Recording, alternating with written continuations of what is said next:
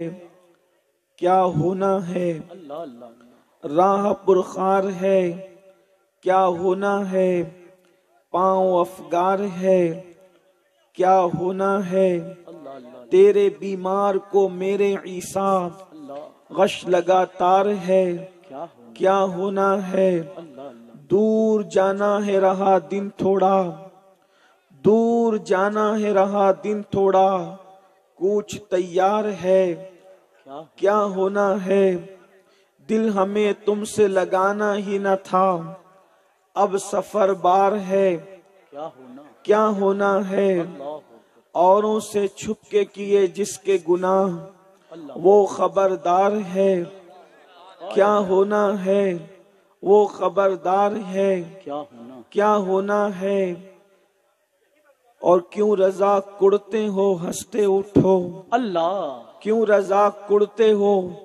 ہنستے اٹھو، جب وہ غفار ہے کیا ہونا ہے، جب وہ غفار ہے کیا ہونا ہے۔ آج کی یہ محفل ایک قبرستان کی زمین کے مختص کرنے کے حوالے سے اور اصلاح عقائد و اعمال سے متعلق منعقد کی گئی ہے۔ انشاءاللہ تبارک و تعالی میرے بعد آپ کو اہل سنت و جماعت کی ایک عظیم شخصیت داعیہ کبیر حضور قبلہ امیر سنی دعوت اسلامی کا خطاب سماعت کرنا ہے۔ تھوڑی دیر میں حضرت بھی تشریف لے آئیں گے، اور جتنے وقت میں حضرت کی تشریف آوری ہوگی اتنے دیر میں کچھ معروضات پیش کرنے کی سعادت حاصل کی جا رہی ہے۔ اللہ پاک سے دعا ہے آیہ کریمہ کے جس حصے کی تلاوت کی گئی ہے، میرا اللہ اس کے متعلق مجھے حق کہنے اور آپ سب کو حق سن کر اس پر عمل کرنے اور اسے عام کرنے کی توفیق عطا فرمائے، آمین۔ شیطان نے جب اللہ تبارک و تعالی نے اس کو جنت سے باہر کیا تو ایک چیلنج کیا تھا کہ میں صراط مستقیم پر بیٹھ کر تیرے بندوں کو اغوا کرنے کی کوشش کروں گا، تیرے بندوں کو گمراہ کرنے کی کوشش کروں گا، تیرے بندوں کو تیرے راستے سے ہٹانے کی کوشش کروں گا، اور شیطان اپنے کام میں مکمل لگا ہوا ہے، اور اتنی چابک دستی کے ساتھ، اتنی ہوشیاری کے ساتھ اور اتنی مکاری کے ساتھ وہ اپنا کام کر رہا ہے کہ میں ہوں یا آپ، کوئی کم کوئی زیادہ اس کے مکر و فریب کا شکار ہے، اور اس کے جال کے اندر ہم ہر دن پھنستے جا رہے ہیں، اور ہم اس بات کو اچھی طرح جانتے بھی ہیں، اس بات کو اچھی طرح مانتے بھی ہیں کہ ایک دن ہمیں مرنا ہے۔ بتاؤ کون سا انسان ایسا ہے جس کا یہ عقیدہ نہیں کہ وہ مرنا نہیں، ان سے مرنا نہیں ہے۔ ہر انسان مرنے پر عقیدہ رکھتا ہے۔ انسان الگ الگ فرقوں میں تو بٹ گیا، الگ الگ مذہبوں میں تو بٹ گیا، الگ الگ مکاتب فکر میں تو بٹ گیا، الگ الگ نظریات میں تو بٹ گیا، مگر ایک نظریہ کہ انسان کو مرنا ہے، اس سے کسی کو اختلاف نہیں ہے۔ ہر مذہب کا آدمی مرنے کی بات کرتا ہے کہ مرنا ضرور ہے، ہر مسلک کا آدمی کہتا ہے کہ مرنا ضرور ہے۔ میرے عزیز، جب مرنا ضرور ہے تو مرنے کے لیے تیاری کیا کی ہے؟ مرنے کے بعد قبر میں جانا ہے، قبر کی تیاری کیا کی ہے؟ آپ اندازہ تو کریں میرے بھائی، اگر ایک انسان کو اپنے گاؤں سے ممبئی جانا ہے، 1000 کلومیٹر کا سفر طے کرنا ہے، تو کتنے دن پہلے سے اس کی تیاری کرتے ہیں؟ اللہ اکبر۔ سفر جتنا جتنا بڑا ہے اتنی زیادہ تیاری ہوتی ہے. 1000 کلومیٹر کا سفر ہے, کم سے کم انسان 4 دن پہلے 8 دن پہلے سے اس کی تیاری کرے گا. اللہ اکبر. اور اگر انسان کو اور دور جانا ہے, جدہ کا سفر کرنا ہے, مکہ المکرمہ کا سفر کرنا ہے, اگر قسمت نے یاوری کی اور مدینۃ الرسول کا سفر کرنا ہے تو انسان مہینوں پہلے سے تیاری کرتا ہے. اللہ اکبر. اے انسان, تو دنیا کا سفر کرنے کے لیے اتنی تیاری کرتا ہے اور تجھے یقین ہے کہ ایک دن موت آنے والی ہے, موت اپنے شکنجے کے اندر سب کو جکڑنے والی ہے. موت کی تلوار تمہارے سروں پر بھی لٹک رہی ہے, میرے سر پر بھی لٹک رہی ہے. مالدار ہو یا غریب, مزدور ہو یا سیٹ, ایک دن موت سب کو آنا ہے. اور یاد رکھیں, مرنے کے بعد پھر وہ قبر کی تنگ اور تاریک وادی ہے. اس کے لیے ہم نے کیا تیاری کی؟ قرآن کہتا ہے دنیا میں مال کھانے نہیں آئے, دنیا میں عیش کرنے نہیں آئے, دنیا میں عشرت قدے سجانے نہیں آئے, دنیا کے اندر ناچ گانے کرنے نہیں آئے, دنیا کے اندر عیاشی کرنے نہیں آئے, دنیا کے اندر آوارگی کرنے نہیں آئے. قرآن کہتا ہے دنیا میں کیوں آئے؟ تو قرآن یوں کہتا ہے الذی خلق الموت والحیات لیبلوکم ایکم احسن عملا, کہ ہم نے زندگی اور موت کو پیدا کر کے تمہارا امتحان لیا ہے, تمہیں آزمایا ہے کہ کون تھوڑی سی زندگی کو پا کر اچھا عمل کرتا ہے. ہزاروں کی تعداد میں میرے سامنے نوجوان موجود ہے. اے میری قوم کے جوانوں, بتاؤ, جوانی کی دہلیز پر قدم رکھنے کے بعد, جوانی کے نشے میں چور ہو کر موت کو بھولنے والوں, دولت کے نشے میں چور ہو کر موت کو فراموش کرنے والوں, قبر کی تیاری کیا کی ہے؟ اللہ اکبر. دنیا میں نرم گدوں کے بغیر سکون کی نیند نہیں آتی, دنیا میں پنکھوں کے بغیر سکون کی نیند نہیں آتی, دنیا میں اے سی کے بغیر سکون اور چین کی نیند نہیں آتی. مجھے بتاؤ قبر میں کیا ہوگا؟ وہاں نہ کوئی پنکھا ہے, نہ وہاں کوئی اے سی ہے, نہ وہاں کوئی ٹھنڈک ہے. اللہ اکبر. وہاں کسی کو دولت کی بنیاد پر ٹھنڈی ہوا نہیں ملے گی, وہاں کسی کو ٹھنڈک, اللہ اکبر, اس کے خاندان کی بنیاد پر, قبیلے کی بنیاد پر, خطے کی بنیاد پر, اس کی ڈگریوں کی بنیاد پر اس کو ٹھنڈک نہیں ملے گی. وہاں تو عمل دیکھا جائے گا. اعمال اگر اچھے ہیں تو قبر جنت کے باغوں میں سے باغ ہے, اور اگر عمل اچھا نہیں ہے تو قبر جہنم کے گڑھوں میں سے گڑھا ہے. قبر یوں تو دیکھنے میں ساری قبریں برابر برابر لگتی ہے, کتنا پرسکون لگتا ہے قبرستان. قبرستان کے سکون کو دیکھ کر لوگ اس کو شہر خاموشہ کہتے ہیں, مگر یاد رکھنا اوپر تو خاموشی طاری ہے لیکن اندر اللہ اکبر. یا تو کسی کی قبر جنت کے باغوں میں سے باغ ہے, یا تو کسی کی قبر جہنم کے گڑھوں میں سے گڑھا ہے. میرے آقا اور آپ سب کے آخری نبی مصطفیٰ جان رحمت غیب داں نبی صلی اللہ علیہ وآلہ وسلم فرماتے ہیں, ہمارے آخری نبی مصطفیٰ جان رحمت فرماتے ہیں جب مومن کو اس کی قبر میں رکھا جاتا ہے تو اس کی قبر کو تا حد نگاہ کشادہ کر دیا جاتا ہے.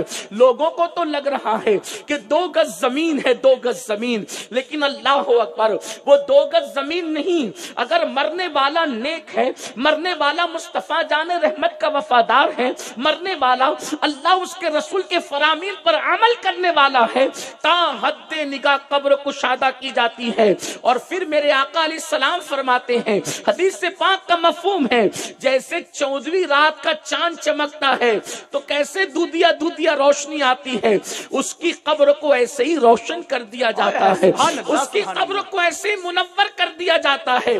اور کیوں نہ مومن کی قبر منور ہو, اس لیے کہ اس کی قبر میں جلوہ دکھانے کے لیے آمینہ کے لال تشریف لاتے ہیں, اور میرے امام فرماتے ہیں قبر میں لہرائیں گے تا حشر چشمے نور کے جلوہ فرما ہوگی جب طلعت رسول اللہ. نعرہ تکبیر, نعرہ رسالت, نعرہ حیدری, دیدار مصطفیٰ, غلامان مصطفیٰ, البقی کانفرنس, शहजादा गौसे आजम।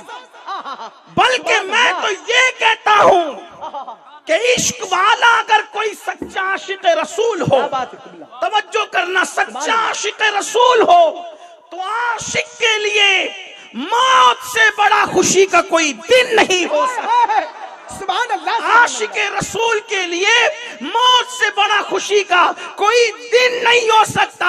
लोग मुझे पागल दीवाना कह सकते हैं, ये मरने के लिए खुशी के दिन की बात करता है। तो मैंने कहा मैंने तो कैद आशिक की लगाई है, दुनियादार की नहीं लगाई, गुनहगार की नहीं लगाई, पापी की नहीं लगाई। तो कहा आशिक के लिए मौत का दिन सबसे बड़ा खुशी का दिन क्यों है? बल्कि मैं तो अपने दोस्तों को कहता हूं कि मदीने जाने की जितनी खुशी होती है उससे ज्यादा खुशी इंसान को मर जाने की होनी चाहिए, क्योंकि मदीने जाओ तो गुंबद खजरा नजर आता है और मोमिन मर जाए तो खजना वाले का जलवा नजर आता। नारे तकबीर। कितना सस्ता सौदा है। मेरे इमाम कहते जान दे दो, वादे दीदार पर नकद अपना दाम हो ही जाएगा। नारे तकबीर।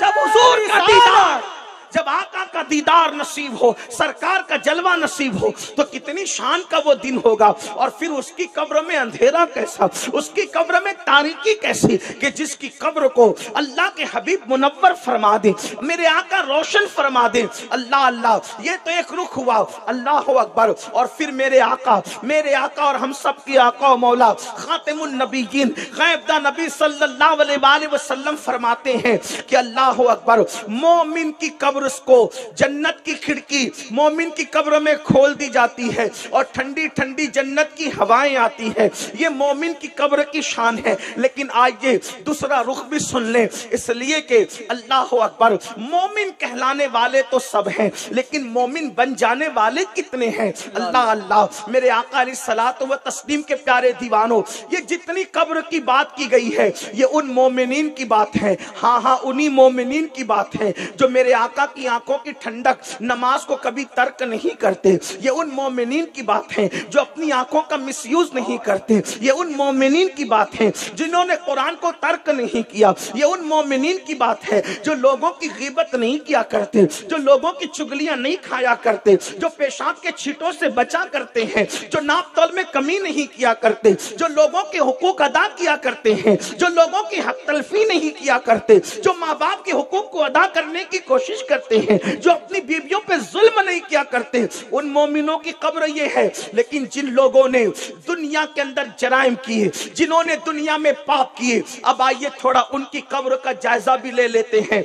आपको और हमें देखना होगा। याद रखना, आपने जो है वो कॉन्फ्रेंस रखी, जलसा किया, हमें बुलाया। अगर मैं आपको धोखा दे करके चला जाऊंगा, आप तो वाह वाह करके चले जाएंगे, लेकिन अल्लाह की अदालत में मुझे भी तो खड़े रहना है। इसलिए मैंने आपको सच्ची सच्ची बात बताना है। आपको बुरा लगे तो माफ करना, लेकिन सच्ची सच्ची बात वो मैंने पढ़ दिया इब्तिदा में। मोमिन की, सच्चे मोमिन की, आशिक़े रसूल की कब्र क्या है। लेकिन अब आइए जरा अल्लाह अल्लाह हम अपने अहवाल का जायजा भी तो लें। अल्लाह अकबर। अब आइए मेरे और आप सबके आका मौला खातिमुन नबीयीन कायदुल मुरसलीन गैबदा नबी सल्लल्लाहु अलैहि वसल्लम फरमाते हैं, जब कोई बेनमाजी मरता है, अल्लाह अकबर, जब किसी बेनमाजी को मौत आती है, अब जरा दिल के कानों से सुनना, ये मेरे दिल का दुखड़ा, ये मेरे दिल का दर्द है जो आपके दरवाजे दिल पर पहुंचाना चाहता हूं।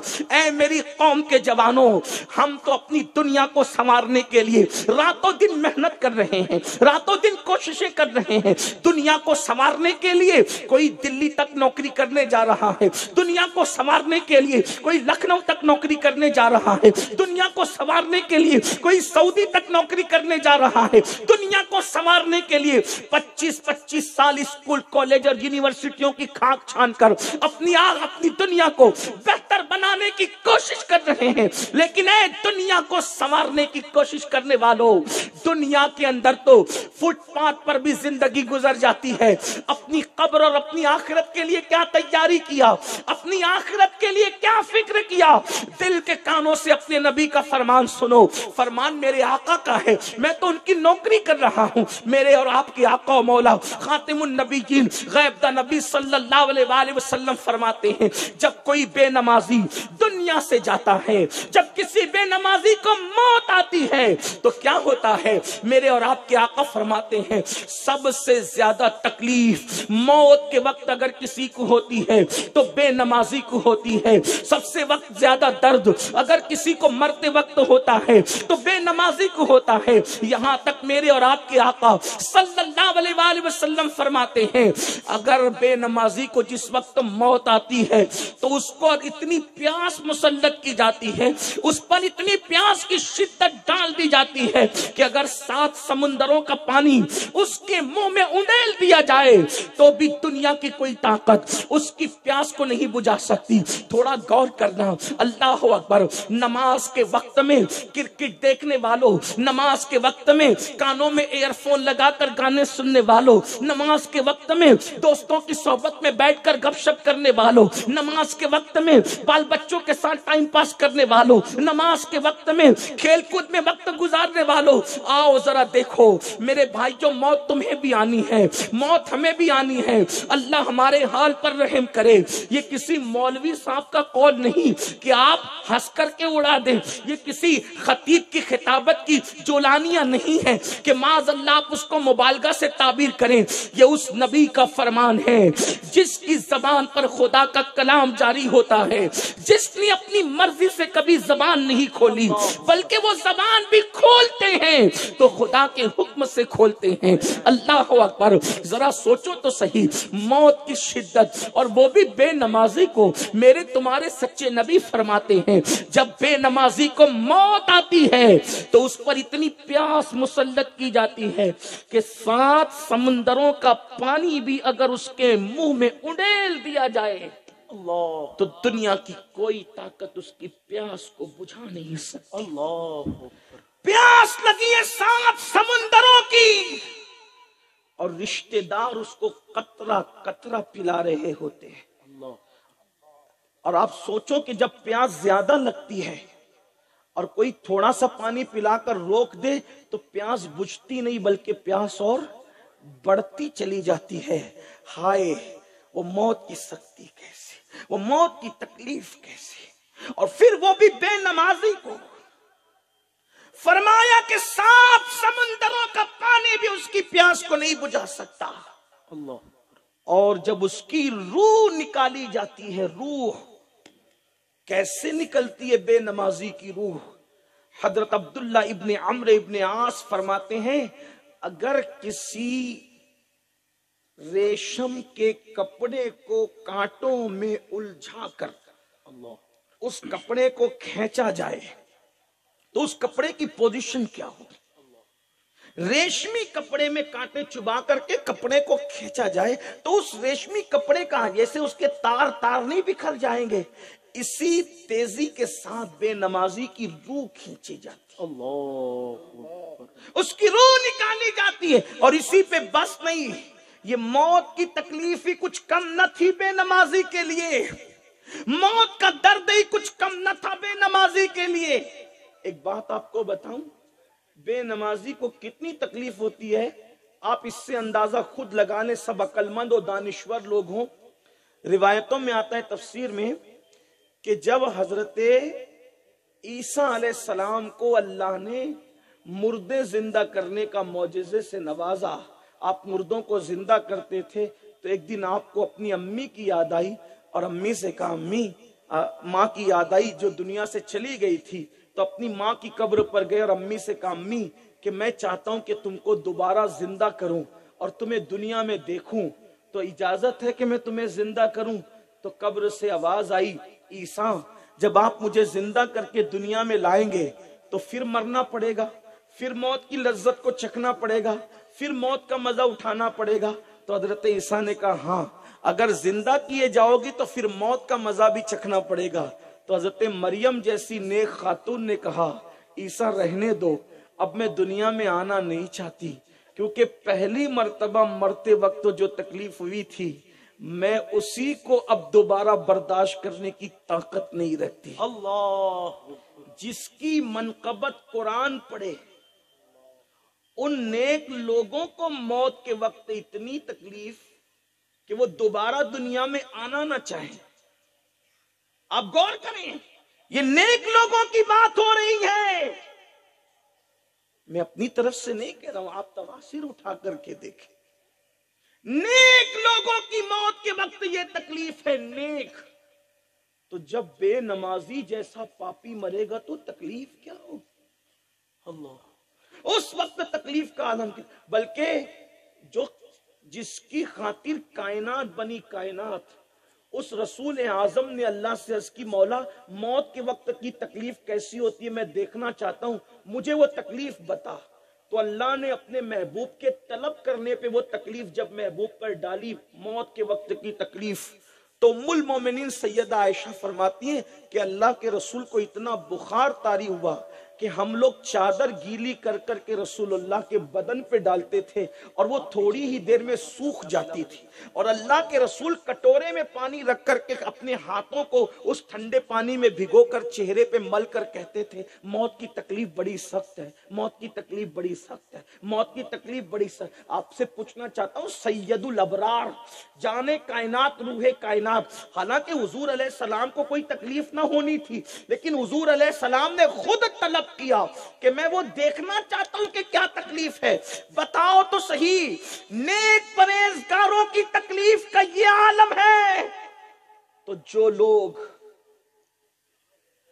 زنا کے اڈوں کو آباد کرتے ہیں، اللہ، جو لوگ پکچر کے پوسٹر دیکھتے ہیں، جو لوگ نرم نرم گدوں پر لیٹ کر اپنے موبائل کے اندر زنا کی فلمیں دیکھتے ہیں، جو لوگ گندی پکچروں میں اپنا وقت برباد کرتے ہیں، جو لوگ اپنی جوانی کو گناہوں کے لیے وقف کر چکے ہیں، جب انہیں موت آئے گی تو اس موت کی تکلیف کا عالم کیا ہوگا؟